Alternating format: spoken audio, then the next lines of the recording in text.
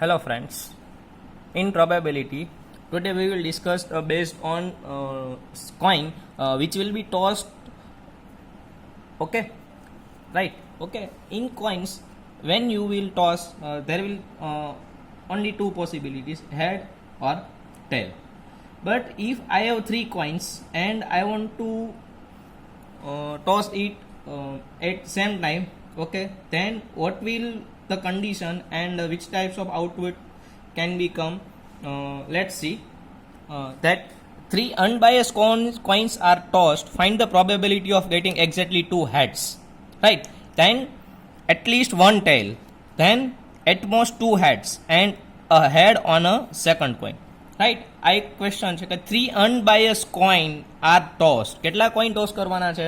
ત્રણ coin toss કરવાના છે. એટલે તમને સમજાવી દઉં કે 2n પ્રોબેબિલિટી થશે. સપોઝ 3 કોઈન્સ ટોસ કરો છો તો મેક્સિમમ પ્રોબેબિલિટી કેટલી થશે? 2/3 એટલે 8. If I want to toss 4 coins, then the condition total sample space or probability will be 2/4 is 16. Okay, that exactly two heads, at least one tail, at most two heads, at one head on a second coin, right? Okay, એટલા question છે તો પહેલા question પર જઈએ, પહેલા sample space જોઈ લઈએ. તો એબીસી પ્રમાણે તમે વેરીફાઈ કરી લેશો તો બી ચાલશે. ઓકે, ઓર 2/3 કન્ડિશન પ્રમાણે તમે જુઓ તો ટોટલ 8 પોસિબિલિટીઝ થશે કે total sample space will be 8. And then I will define the total sample space head head head head tail head head. Okay, you can define, okay, as per your skill or as per your okay, right, okay, then these will be your total 8 sample space. From that 8 sample space, okay, I will define total sample space is 8. Okay, then let's see first sum, exactly two heads. Okay, what is the condition that exactly two heads, right? Okay, in exactly two heads, right, okay, getting exactly two heads, okay, તો બે જ હેડ હોવા જોઈએ એવી condition કેટલી થશે? તો આ કન્ડિશન ચેક કરો તો પહેલી પોસિબિલિટીઝમાંથી તો એને કહી દઉં છું, સપોઝ એ એક્ઝેક્ટલી ટુ હેડ્સ વાળા કેટલા આવશે કે જેમાં બે જ હેડ હોય, એટલા છે 3.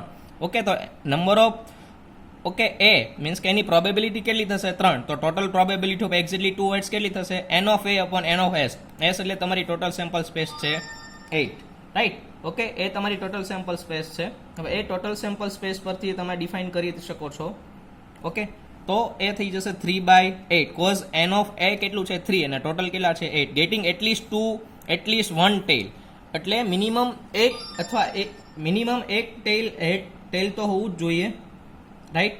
ઓકે, એક ટેલ માટે તમારે શું કરવાનું છે?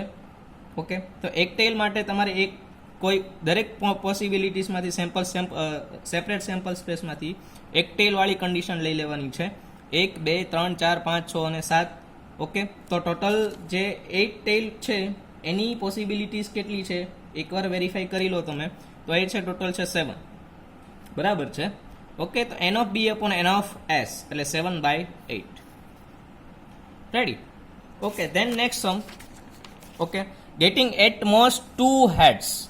What is the condition? The getting at most two heads, maximum two heads હોવા જોઈએ, રાઈટ. એવી સેમ્પલ સ્પેસ તમારે ડિફાઇન કરવાની છે કે જેના મેક્સિમમ સેમ્પલ સ્પેસ 2 હેડ્સ હોવા જોઈએ. તો એ મેક્સિમમ સેમ્પલ સ્પેસ 2 હેડ્સ છે તો એ ટાઈપના સેમ્પલ સ્પેસ પહેલાં ડિફાઇન કરી દો કે એટલા સેમ્પલ સ્પેસ છે જે મેક્સિમમ 2 હેડ્સ છે, બરાબર છે. એ મેક્સિમમ 2 હેડ્સ છે એટલે કેટલા છે? 7. તો 7/8 આવી જશે કેમ કે ટોટલ સેમ્પલ સ્પેસ 8 છે, right. Okay, then next is getting head on a second coin. Okay, second coin એટલે આ 1 2 3 કોઈન્સ છે તો આ તમારો સેકન્ડ કોઈન થશે.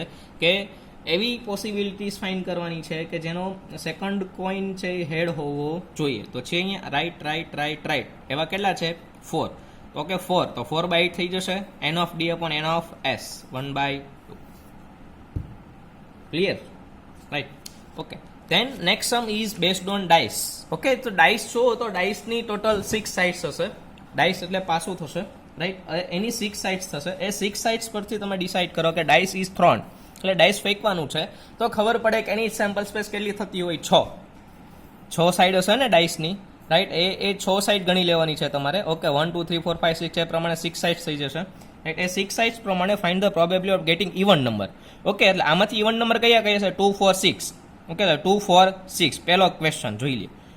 ઓકે ઇવન નંબર માટે તો એની કેટલી થશે 3 અને 3 ડિવાઈડ બાય 6. રેડી કેમ કે ટોટલ તો 6 છે 6 ડાઈસ 3 ડિવાઈડ બાય 6 એટલે કેટલું થઈ જશે 1/2. Okay then perfect square. તો પરફેક્ટ સ્ક્વેર કોનો થઈ શકે 1 અને 4. રાઈટ તો પરફેક્ટ સ્ક્વેર માટે જઈએ આપણે તો 1 અને 4 થઈ જશે. તો 1 અને 4 એટલે number of possibilities is 2 and the total possibilities is 6 and it is 1/3. Than next is okay let's say next sum that possibilities of getting integer which is greater than 3.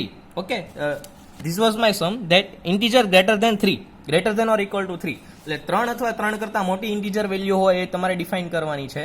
Right એ 3 અથવા 3 કરતાં મોટી ઇન્ટીજર વેલ્યુ કેટલી આવશે 3 4 5 6 3 ને consider કરવાના છે એટલે એની possibilities કેટલી થઈ ગઈ છે n of b is 4 then 4/6 is it will be 2/3. clear? This was the sum based on dice and ball. Sorry, this was the sum based on dice and coins. Please refer this sum basically, and then I will give you some example. Then you must solve it. Okay.